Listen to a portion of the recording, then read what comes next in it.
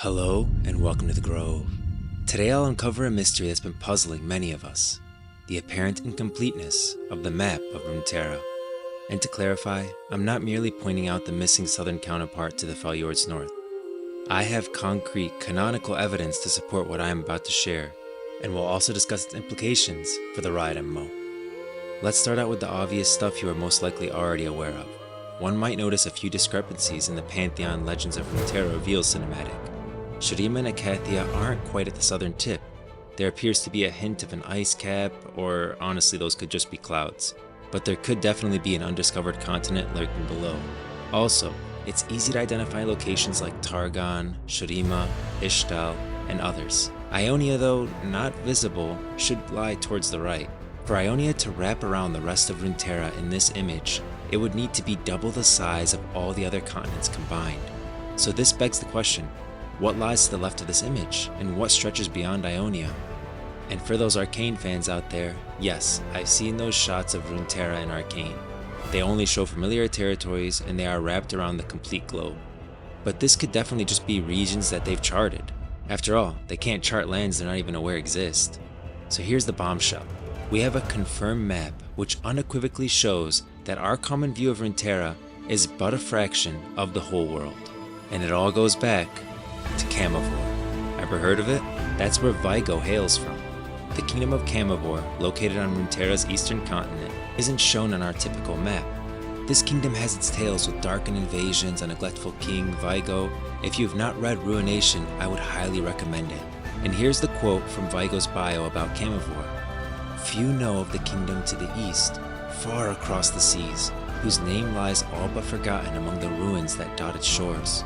Fewer still know of its foolish young ruler, whose love-struck heart was doomed to destroy it. And while we do not get a map of Camavor in the book Ruination, we do get this.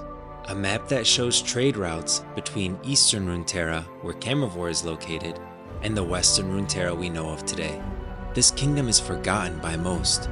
Keep in mind, Vigo is over 1,000 years old. He destroyed his kingdom, and that appears to be the only established trade route to this side of Runeterra. So with Camavor gone, this whole side of the world was lost to the annals of history.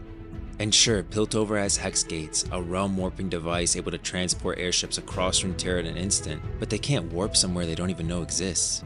Look again at the official map from the canon book Ruination that reveals not only Camavor, but also regions labeled independent lands. There's a vast expanse of Runeterra we've yet to see, perhaps waiting for us in a future expansion of the Riot MMO. These dotted lines I would assume are trade travel paths mapped by Camavor, but to give you an idea of just how large this is, we know Callista in the book travels from Alovedra to the Shadow Isles. The Shadow Isles are still the Blessed Isles at this time, which is why you don't see them in this picture.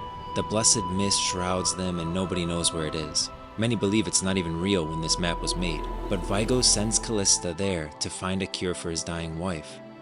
Anyways, here's the part I want to bring your attention to. This is an excerpt from the book Ruination. The sun beat down on them mercilessly. It had been 2 weeks since they had departed Alovedra. 2 weeks since Callista had last seen any hint of land. The eternal ocean lived up to its name, stretching as far as the eye could see in every direction.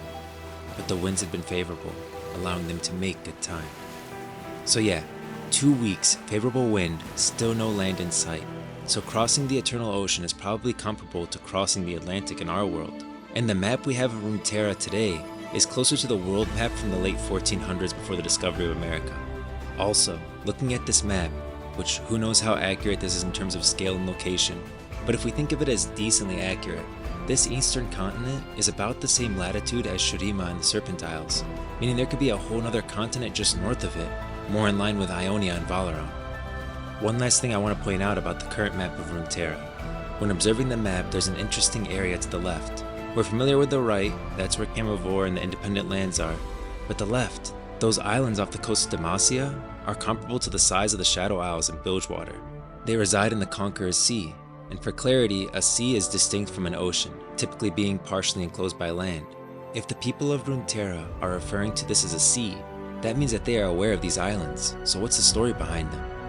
I might have gone down a geographical rabbit hole there, but I'm always wondering what the heck those islands are, so if you actually know or have theories, let me know in the comments below.